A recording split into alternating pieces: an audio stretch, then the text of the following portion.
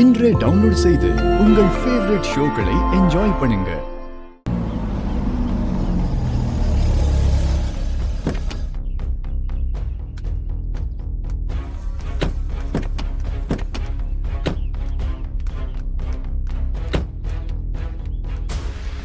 அகிலா இங்க இருக்கிற ஜோசியரை பார்க்க வந்திருக்கானா? கண்டிப்பா அந்த ஜோசியர் சொன்ன வார்த்தை உண்மையாதான் இருக்கணும். நம்ம போய் விசாரிப்போம். வணக்கம்மா. வணக்கம். ஜோசியரை பார்க்கணும். கொஞ்சம் இருங்க, கேட்டு வரேன்.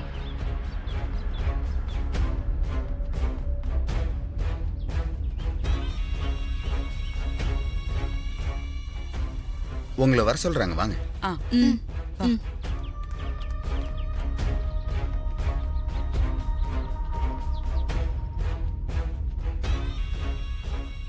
வணக்கம் ஜோசியரே.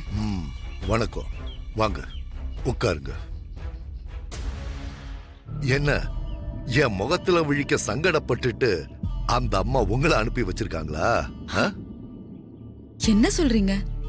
அவங்க எதுக்கு உங்க முகத்துல விழிக்கிறதுக்கு சங்கடப்படணும்? அவங்க கொண்டு வந்த ஜாதகம் புருஷம் பொண்டாட்டி ஜாதகம்னு நான் சொன்னதை அவங்க நம்ப மாட்டேன்னு சொன்னாங்க. அவங்களுக்கு நம்பிக்கை வரணும்னு நான் ஒரு சீட்டுல அவங்களுக்கு நடக்க போறதை எழுதி ஒரு கவர்ல போட்டு அவங்க கையில கொடுத்தேன். சம்பவம் நடந்து முடிஞ்சதுக்கு அப்புறம் நீங்க அதை பிரிச்சு படிங்கன்னு சொல்லியிருந்த. அவங்க பிரிச்சு படிச்சிருப்பாங்க. உண்மைய புரிஞ்சுக்கிட்டு அவசரப்பட்டு தப்பா பேசிட்டோமே, எப்படி என் முகத்துல முழிக்கிறதுன்னு உங்களை இங்க அனுப்பி வச்சிருப்பாங்க. நீங்க நினைக்கிற மாதிரி எல்லாம் ஒண்ணுமே நடக்கல. சீட்ல எழுதின மாதிரி ஒண்ணுமே நடக்கல. நீங்க என்ன சொல்றீங்க? நான் எழுதி கொடுத்த மாதிரி நடக்கலையா? ஆமா, நடக்கல. நீங்க சீட்ல வியாபாரத்துல பெரிய நஷ்டம் வரும்னு எழுதி கொடுத்தீங்க. ஆனா அப்படி எதுவும் நஷ்டம் ஆகல. இன்னும் சொல்ல போனா எங்க அக்கா அந்த சீட் எடுத்து படிக்கிறதுக்கு முன்னாடி வியாபாரத்துல பெரிய லாபம்னு தான் போன் வந்தது. நாளைக்கு காலையில சரியாக 8:30 மணிக்கு உங்க தலைக்கு ஆபத்து வரும். அதுக்கப்புறம் 8:31க்கு நீங்க இதை பிரிச்சு படிங்கன்னு சொல்லியிருந்த. ஆனா அந்த ஆபத்துல இருந்து நீங்க செஞ்ச தர்மம் உங்க தலைய காக்கும் அப்படின்னு தான் நான் அந்த பேப்பர்ல எழுதியிருந்தேன்.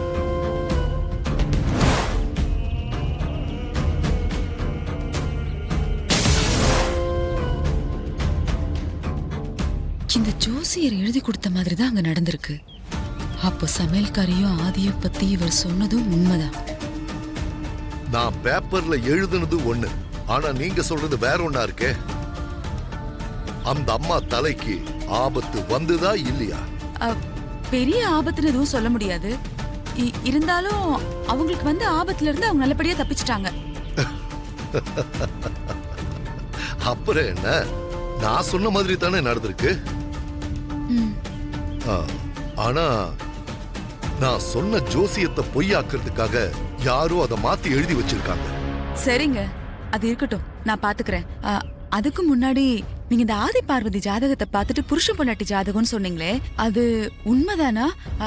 அப்படி அது உண்மைன்னா அவங்களுக்கு கல்யாணம் ஆயிடுச்சா இல்ல இனிமேதான் ஆக போதான்னு சொல்ல முடியுமா? அதுக்கு நான் மறுபடியும் அந்த ஜாதகத்தை பார்க்கணும். ஆனா ஒண்ணு, அவங்க 2 பேருக்கும் தான் கண்டிப்பா கல்யாணம் நடக்கும். அதை எந்த சக்தியாலையும் தடுக்க முடியாது.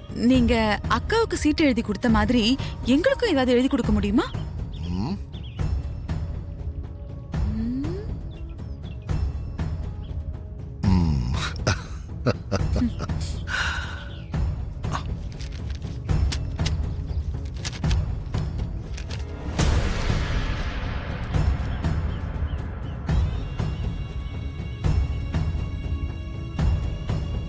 என்னன்னு தெரியலையே.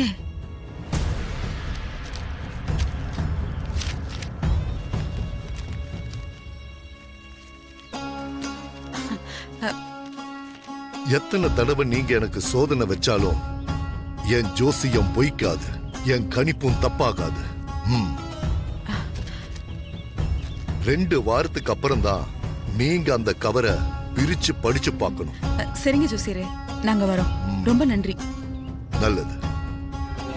மித்ரா, அகிலா உன்னை மருமகளா தேர்ந்தெடுத்ததே உன் ஜாதகத்தை வச்சுதான். இப்ப அந்த சமையல்காரி ஜாதகத்தையும் உன் ஜாதகத்தையும் ஒன்னா வச்சு ஆராய்ச்சி பண்ண ஆரம்பிச்சிருவா.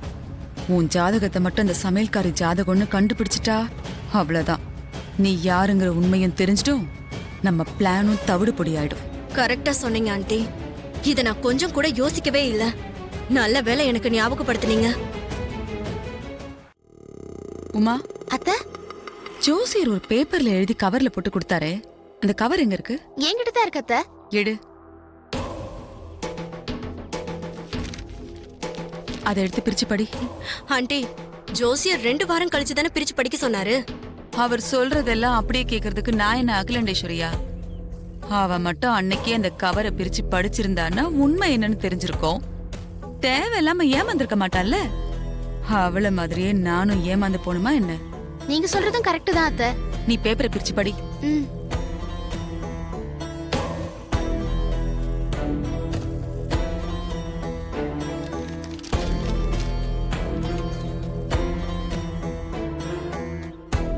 தடையும் சிக்கும் தலை உருளும். அகிலா விஷயத்துல இனிமே நான் எதையும் யாரையும் நம்பறதா இல்ல. நானே களத்துல இறங்குறேன், கார்ல அடிச்சு தூக்குறேன். செம்ம. ஆனா ஒரு முக்கியமான விஷயம் நந்தினி, நீ அடிக்கிறத அடிக்கிற ஆன் ஸ்பாட்ல உயிர் போற மாதிரி அடி. சும்மா அங்க இங்க அடிபட்டு கை கால் போய் உயிர் இருக்கிற மாதிரிலாம் பண்ணிடாத. அகிலாண்டேஸ்வரி கார்ல அடிபட்டு செத்துட்டாங்கிற நியூஸ் வரும். ஹாஸ்பிட்டலுக்கு வந்து பாடிய பார்த்து அழுது சீன் போடுங்க. எது எப்படியோ எனக்கு நல்லது நடந்தா அது மட்டும் போதும்.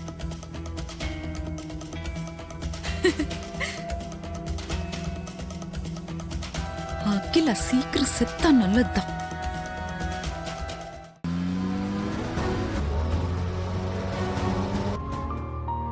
This number is currently switched off. Please try again later. Parvathi phone ஸ்விட்ச் ஆஃப்னு வருது. ஆமா, இப்போலாம் நெட்வொர்க் ரொம்ப மோசமா இருக்கு. சில நேரத்துல அப்படிதான் ஆகுது. நீ இன்னொரு தடவை ட்ரை பண்ணி பாரு.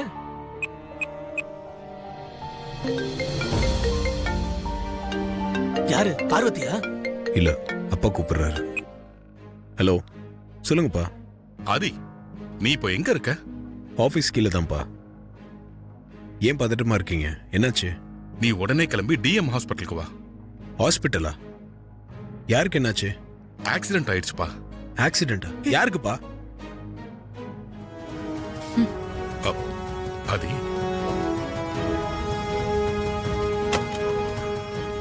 பறந்து வந்துருவானே.